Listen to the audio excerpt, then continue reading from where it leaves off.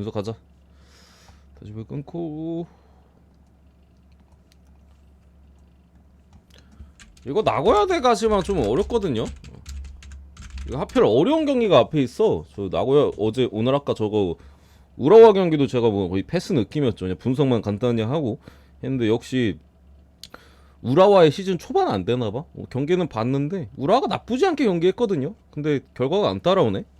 제가 무승부 정도 묻찍고 치우거나 굳이 보면 불행이라 했는데 뭐 근데 우라와가 시즌 초반에 항상 슬로우 스타트여가지고 이제 좀 말아먹는 부분들 그래가지고 이제 그냥 아예 표에도 뺐었죠. 근데 뭐 아니나 다를까 우라와가 적당히 했는데 히로시마가 2대0으로 그냥 개쳐 발라버렸고. 요거 나고야 가시마 같은 경우 일단 가시마 쪽에 스즈키 우마가 빠져요. 뭐 J리그 종종 분석하셨던 아니 이렇게 베팅하셨던 분들은 누군지 다 아시죠? 제가 지난 시즌 워낙 지난 시즌 지지난 시즌 워낙 강조했던 선수고 가장 또 가시마에서 중요한 선수잖아요. 최전방에 이제 일본산 해리케인 오늘 부상으로 빠져 있습니다. 그 와중에 이제 가시마 같은 경우도 용병 자원이나 이런 애들은 좀 영입을 해서 오늘도 저 러시아에서 온 용병이 선발 출전이에요. 뭐 이런 애들의 또 활약이 어떨지는 모르겠습니다만 나고야 같은 경우는 수비 쪽에 이탈자들은 있어요. 원래 수비가 좋은 팀이잖아. 근데 수비 쪽에 이탈자들이 있어서 그 좋은 수비수들은 사실 좀 많이 이적을 했고 대신 이제 지난 시즌 저기 우라와에서 임대 데려온 융커 최전방에 융커 정도는 이제 완전 이적했고 뭐 베테랑 공격수 뭐 패트리치나 뭐 이런 애들 확정 지었는데 솔직히 전력이 플라이너 볼 땐 가시마가 더 좋은데 이게 스즈키 유마가 빠져 있는 게 조금 걱정이 돼요. 원래 스즈키 유마 빠지면 가시마 무조건 반대였거든요. 기억나죠, 형님들? 유마 빠지면 무조건 반대 가서 먹었던 거. 유마가 없는데도 어찌든 용병 공격수 애들이 버티고 있어가지고 이게 어떻게 좀 돌아갈지는 솔직히 모르겠어요. 하지만 뭐 수비 쪽에 사이드백이나 뭐 이런 선수들에 대한 이적이나 이런 것들도 있었는데 그래서 좀 그냥 건들기 애매해 이 경기 자체가. 배당대로야.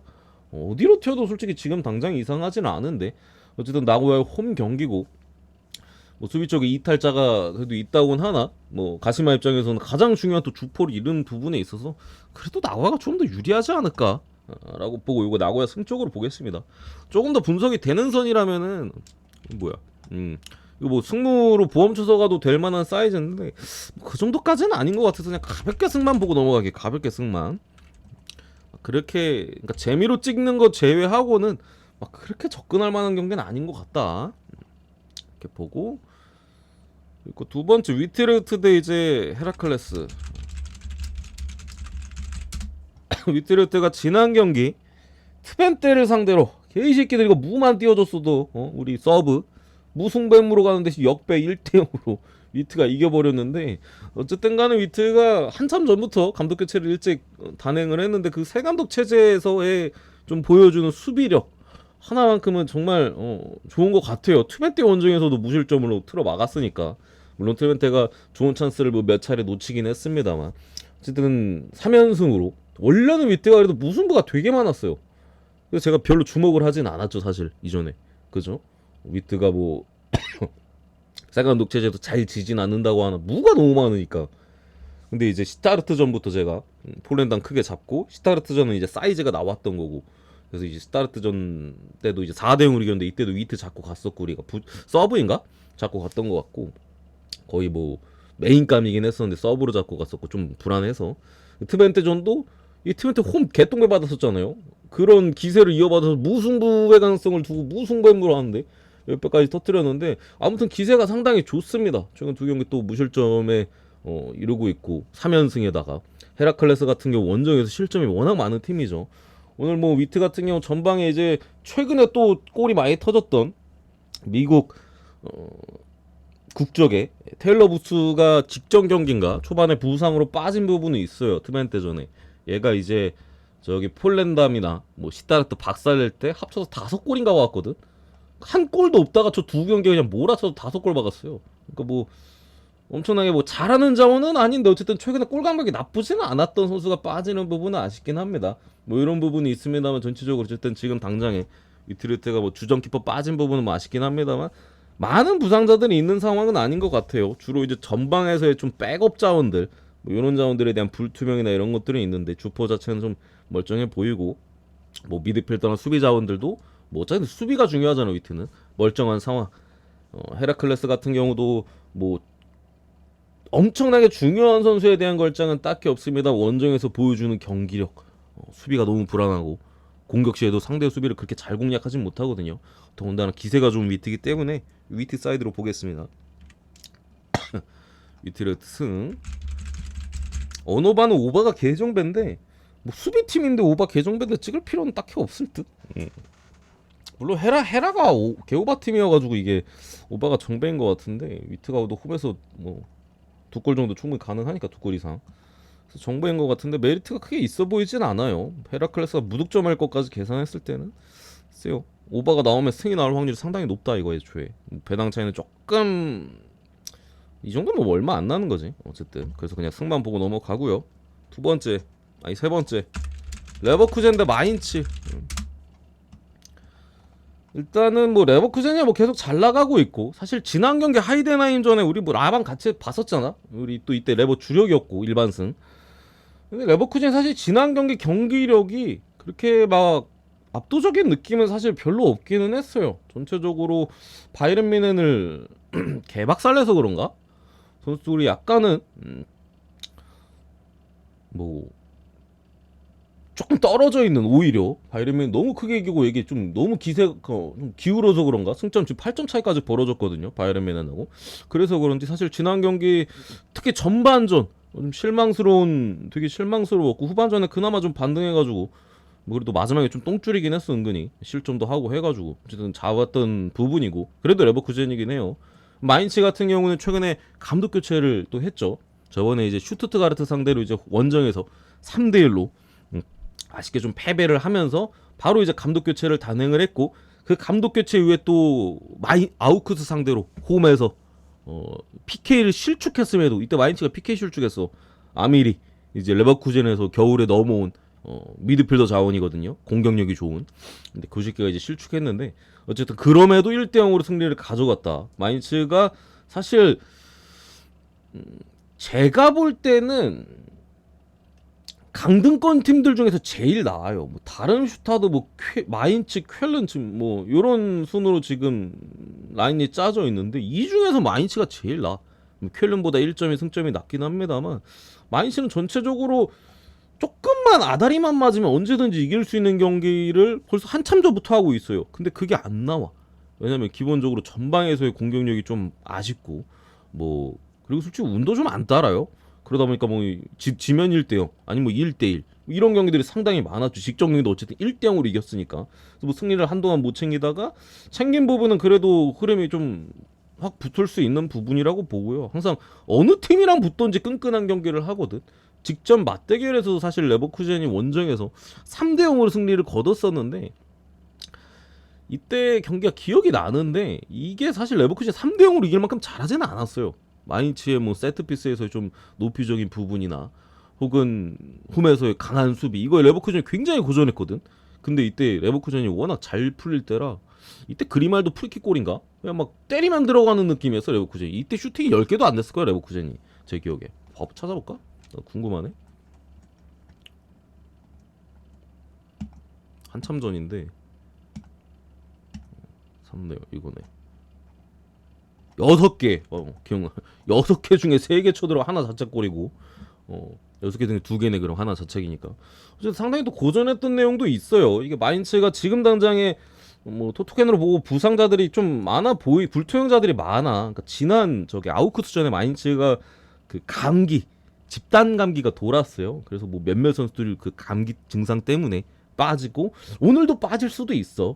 뭐 브루카르트나 뭐 뚝배기, 뭐 키만 더럽게 큰 아조르케나 이런 애들 감기 증상이 뭐 있는데, 뭐 어느 정도는 나은 것 같아요. 그래서 출전에 대한 대기를 하고 있는 것 같고, 어쨌든 이게 겨울이적 시장이 좀 데려온 부분들이나 뭐 특히 수비 쪽에서의 마인츠 지금 그 감기 증세로 빠져 있는 애들은 이미 좀 나가리 된 애들이야. 이미 많이 못 뛰어요. 초반에 많이 뛰다가 주종이 이제 최근에 많이 밀린 애들도 있고 해가지고 딱 봤을 때 오니시보 정도가 지금 불투명인데 해외 쪽에서는 출전할 가능성이 높대요, 최전방에. 근데 얘 정도만 나오면은 나머지 불투명 걸린 애들 싹 다 안 나와도 뭐 나쁘진 않다. 뭐 이런 부분에 있어서 저는 마인츠의 뭐 비빌 수 있는 부분들을 상당히 좀 높게 평가하고요. 어느 팀을 만나든 대패는 거의 없어요. 마인츠가 또 직전 경기에 대한 승리나 이런 부분 감안했을 때 이거 어쨌든 마인이 조금은 불안하긴 하거든요. 그래서 저는 그냥 2.5 프레임 보겠습니다. 2.5 프레임 일반승 찍을 바에 2.5 프레임이 낫다.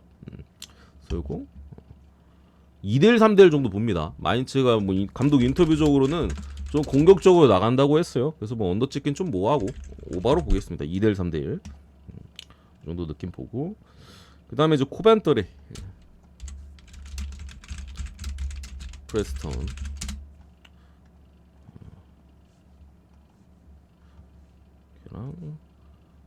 피카 형님 어서 오세요. 이 경기 같은 경우는 사실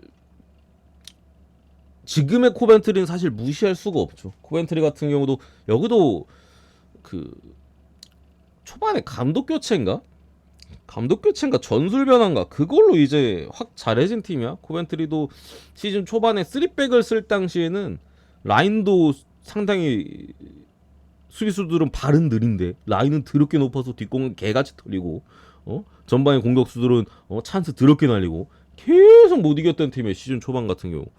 그러다가 이제 4백으로 바꾸고 라인도 좀 발이 느리니까 수비수 애들이 좀 내리고 뒷공간이 좀 덜 털리고 그러면서 전체적인 안정감을 가지면서 이제 전방에서 득점도 나오고 하면서 최근에 엄청난 기세죠.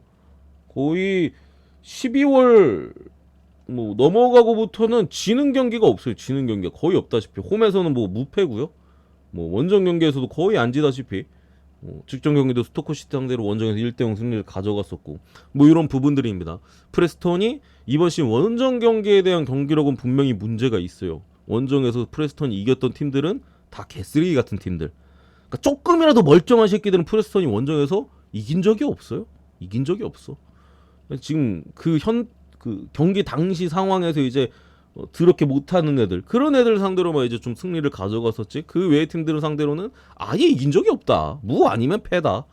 이 경기도 결국에 코벤트리가 뭐 지금 당장의 홈에서 보여주는 엄청난 부분들, 수비 라인에서도 예전보다 훨씬 안정감이 생겼고 일단 골이 많이 들어가니까 그런 부분에 있어서 확실히 좀 유리하다라고 생각을 하고, 뭐 무에 대한 가능성은 좀 있을 것 같기는 해요. 워낙 또 코벤트리 자체가 무승부 자체는 좀 많이 캐는 팀이기는 해요.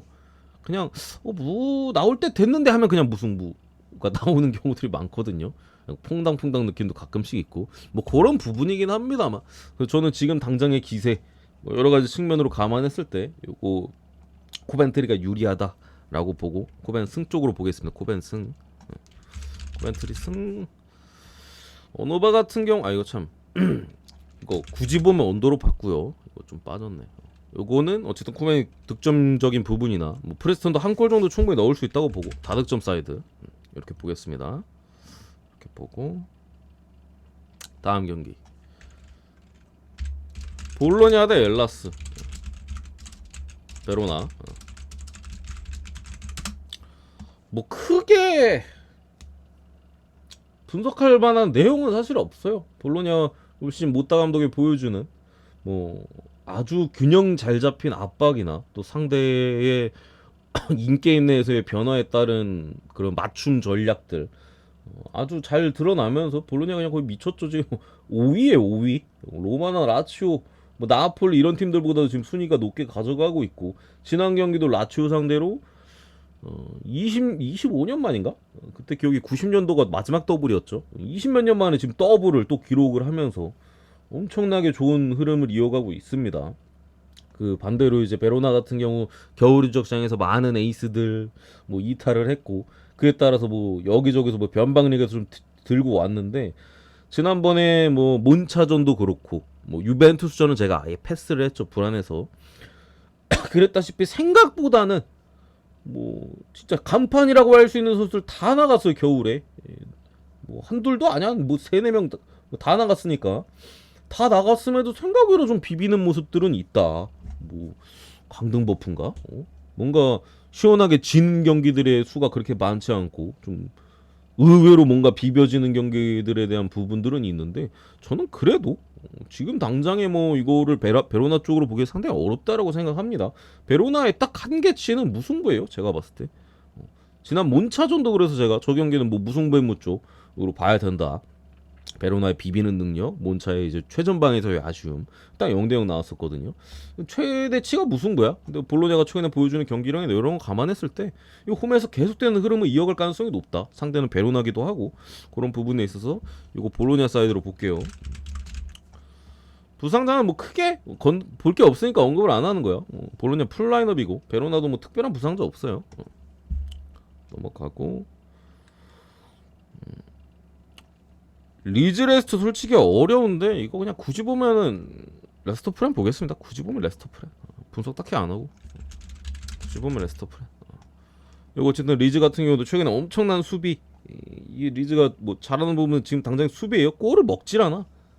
먹질 않거든요. 그래가지고 이거 뭐 그래도 화력이 있는 팀끼리의 대결을 뭐 오바 푸근하게 찍기도 좀 버겁고요. 1대1이라든가 이런 스코어 충분히 나올 수 있는 상황이거든요. 뭐 그런 부분들이라 또 두 팀이 어쨌든 1위 다툼을 하는 싸움이고 그래서 이 경기도 사실 크게 접근하기 좋아 보이는 경기는 아니다. 그냥 가볍게 보고 그냥 넘어가겠습니다. 굳이 보면 프렌. 마지막 메스 대 리옹.